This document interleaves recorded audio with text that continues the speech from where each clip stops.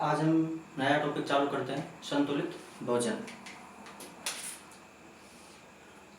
तो संतुलित भोजन आप अच्छे से जानते हो, भोजन क्या होता है, कैसे अपने को करना चाहिए, संतुलित भोजन क्या है। लेकिन फिर भी छोटी मोटी चीज़ें जो एग्जाम्स में पूछी जाती हैं उनकी चर्चा हम इस टॉपिक में करेंगे, और इस टॉपिक के माध्यम से अपन क्या क्या चीज़ें पढ़ने वाले हैं वो सारी चीज़ें अभी डिस्कस करते हैं। तो देखो, बात करते हैं पहले संतुलित भोजन की। तो संतुलित भोजन कहते किसे हैं? संतुलित भोजन में ये सारी चीजें काम आती हैं और पर्याप्त मात्रा में होनी चाहिए। तो ऐसा भोजन जिसमें कार्बोहाइड्रेट, प्रोटीन, वसा, ऐसा भोजन जिसमें कार्बोहाइड्रेट, प्रोटीन, वसा, न्यूक्लिक अम्ल, और अपने खनिज तत्व और विटामिन उपस्थित होते हैं, उसे अपन क्या कहते हैं? संतुलित भोजन। तो सिंपल सी बात है, अगर आपसे कोई पूछ ले कि संतुलित भोजन किसे कहते हैं, नॉर्मली कोई भी पूछ ले संतुलित भोजन क्या है, कि ऐसा भोजन जिसमें कार्बोहाइड्रेट, प्रोटीन और वसा, कार्बोहाइड्रेट, प्रोटीन और वसा, उसके बाद में विटामिन, न्यूक्लिक अम्ल और खनिज, ये सारे के सारे तत्व पर्याप्त मात्रा में उपस्थित होते हैं, उसे अपन कहते हैं संतुलित भोजन। संतुलित भोजन में हमारे जो ऊपर के तीन पार्ट है, तीन जो चीजें, कार्बोहाइड्रेट, प्रोटीन और वसा, ये तीनों के तीनों हमारे शरीर को ऊर्जा प्रदान करते हैं। ये तीनों हमारे शरीर को ऊर्जा प्रदान करते हैं, अर्थात इन तीनों से हमारे को ऊर्जा प्राप्त होती है। और जब किसी से हमारे को शरीर को ऊर्जा प्राप्त होती है, शरीर का मतलब होता है जैव, जीवों से, और क्या अपने को ऊर्जा प्राप्त हो रही है, और ऊर्जा किससे प्राप्त होती है? फ्यूल, ईंधन से। इसलिए अपन इनको क्या नाम देते हैं? जैव ईंधन, बायो फ्यूल। तो कार्बोहाइड्रेट, प्रोटीन और वसा, इन तीनों को अपन कहते हैं जैव ईंधन। अगर एग्जाम में ये आ जाए कि निम्न में से जैव ईंधन नहीं है, तो तीन तो है और इनमें से कोई भी एक आंसर में अपने नहीं होगा। अब यहाँ पर एक पॉइंट आया है, ऊर्जा। तो ऊर्जा तो हमारे को इन तीनों से प्राप्त हो रही है, कार्बोहाइड्रेट, प्रोटीन और वसा से। लेकिन कितनी कितनी प्राप्त हो रही है उसके बारे में अपन थोड़ा सा और देखते हैं। तो देखो, सबसे पहले अपन कार्बोहाइड्रेट, प्रोटीन और वसा के लिए बात करते हैं। तो इन तीनों की मैंने 1-1 ग्राम क्वांटिटी ले ली। 1 ग्राम कार्बोहाइड्रेट, 1 ग्राम प्रोटीन और 1 ग्राम वसा। अब यह देखते हैं कि इन तीनों में कितनी कितनी ऊर्जा अपने को मिलती है और कैसे कैसे। तो कार्बोहाइड्रेट के 1 ग्राम से अपने को 4.2 किलो कैलोरी ऊर्जा प्राप्त होती है, और इसके लगभग आसपास अपने को प्रोटीन,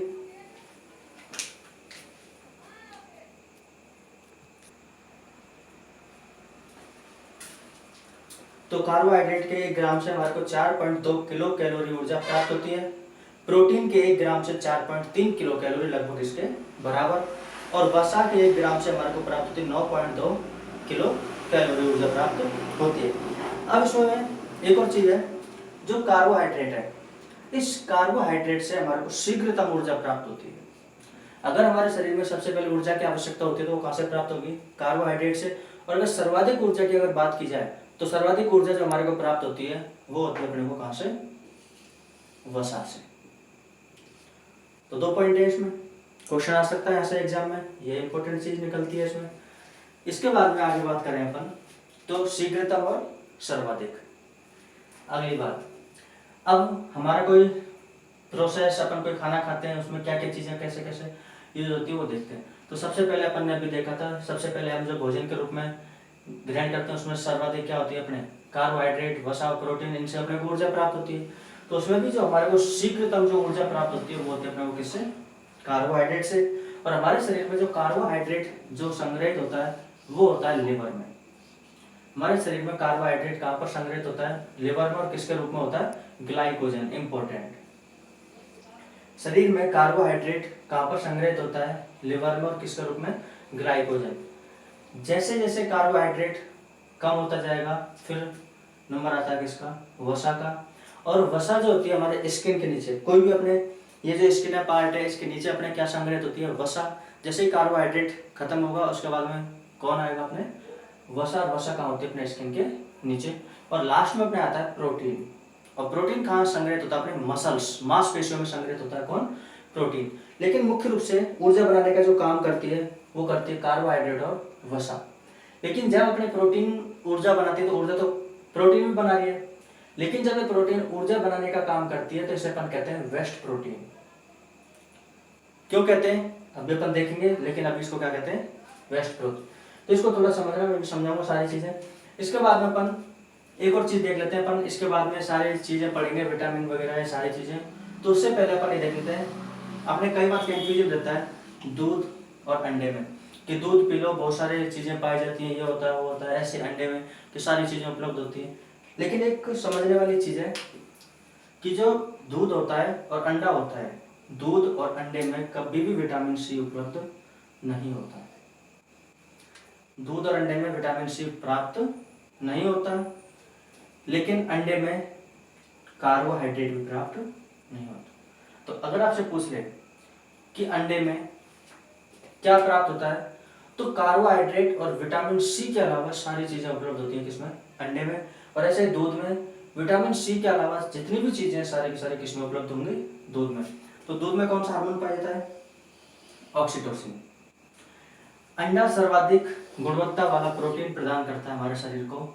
विटामिन सी की अगर बात करें तो ये हरी मिर्च और लाल मिर्च में पाया जाता है, और सिट्रिक फल मतलब या फिर सिट्रस फल मतलब खट्टे पदार्थों में पाया जाता है, जैसे नींबू, मौसमी और आंवला। आप अच्छे से जानते हो सर्वाधिक या मैक्सिमम सिट्रिक अम्ल किसमें पाया जाता है, आंवले में। अभी विटामिन सी देखो इधर भी नहीं है इधर भी नहीं, तो ऐसा क्या है, अपन अच्छे से जानते हैं दूध भी जानवरों से प्राप्त होता है और अंडा भी किससे, पक्षियों से, जानवरों से, जो भी है, एनिमल्स।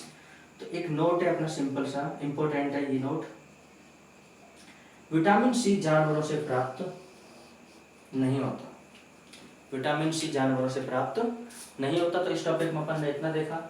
इसके बाद में अभी मैंने बताया आपसे कि इसको वेस्ट प्रोटीन कहते क्यों हैं, वेस्ट प्रोटीन इसको कहते क्यों हैं। तो देखो समझ लो, एक छोटा सा कॉन्सेप्ट है। अपन अच्छे से जानते हैं कि अगर कोई भी झगड़ा वगैरह होता है, कोई भी प्रदर्शन वगैरह करते हैं, तो लोग क्या करने लग जाते हैं, अनशन। जैसे मान के चलो ये कोई आदमी है और ये क्या कर रहा है, अनशन पे बैठ गया। अब जब ये अनशन पे बैठेगा तो ये तो नहीं है कि कोई खा पी लेगा, कुछ ही नहीं खाएगा। अनशन और क्या होता है, अनशन ये होता है कि कोई खाए पिएगा नहीं, अन्न जो अनाज होता है वो नहीं खाएगा।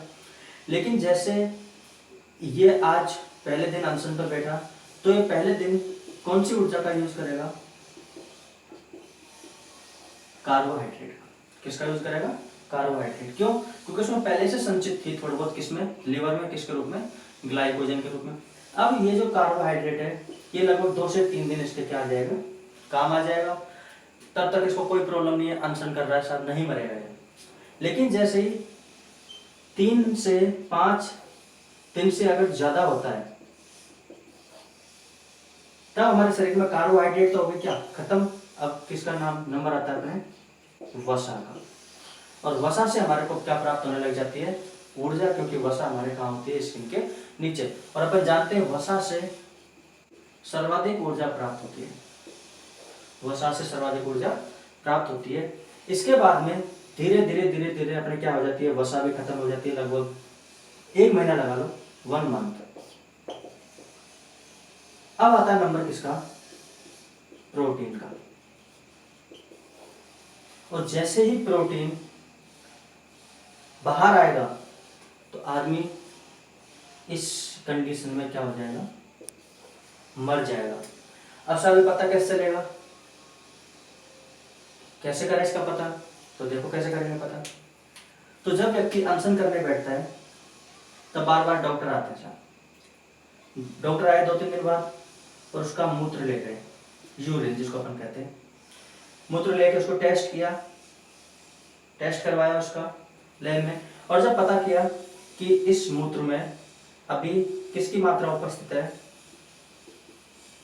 कार्बोहाइड्रेट की, तो ये देखते हैं कोई प्रॉब्लम नहीं है, अनशन करने दो, अभी नहीं मरेगा। लेकिन जब 6-7 दिन बाद फिर जाते हैं वो लोग, वापस से यूरिन टेस्ट करते हैं, उनको पता चलता है कि अब मूत्र में क्या आने लग गया, वसा।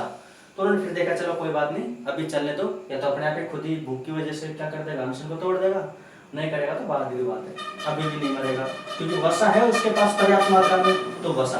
अब लगभग 1 महीना हो गया उसको अनशन करते करते। जब वापस डॉक्टर ने उसका यूरिन टेस्ट किया और यूरिन में जब पढ़ा कि इस मूत्र में किसकी उपस्थिति आ गई है, प्रोटीन की।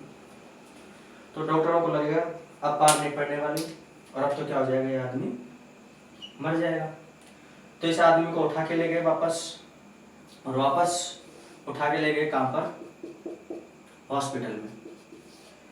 और हॉस्पिटल में इस आदमी को वापस क्या चढ़ा दिया, ग्लूकोज। क्या चढ़ा दिया वापस, ग्लूकोज।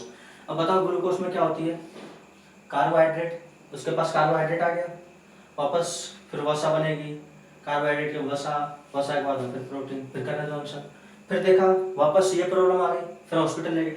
तो उसको बार बार हॉस्पिटल में ले जा करके क्या चढ़ाते हैं उसको, ग्लूकोज। क्यों, क्योंकि ग्लूकोज में क्या होते हैं अपने, कार्बोहाइड्रेट। तो इस तरीके से अपन ने इसका फर्स्ट पार्ट देखा साइंस का, कि इसमें कैसे प्रोटीन होता है, कौन कौन सी चीजें काम आते हैं, वसा, कार्बोहाइड्रेट, ये क्या होता है। तो यहाँ से एक आध क्वेश्चन बन सकता है। बाकी इसके बाद में जो अपन चीजें पढ़ेंगे वो ज्यादा इंपॉर्टेंट है, तो उनको ध्यान से करना। बाकी ये नोट्स के रूप में ही है, सारे के सारे नोट्स भी बना सकते हो। हिंदी में जो लाइन वगैरह मैं बोलता हूँ वैसे तो लिख देता हूँ सारी, और जो भी इम्पोर्टेंट लगे आपको वो लिख सकते हो। धन्यवाद।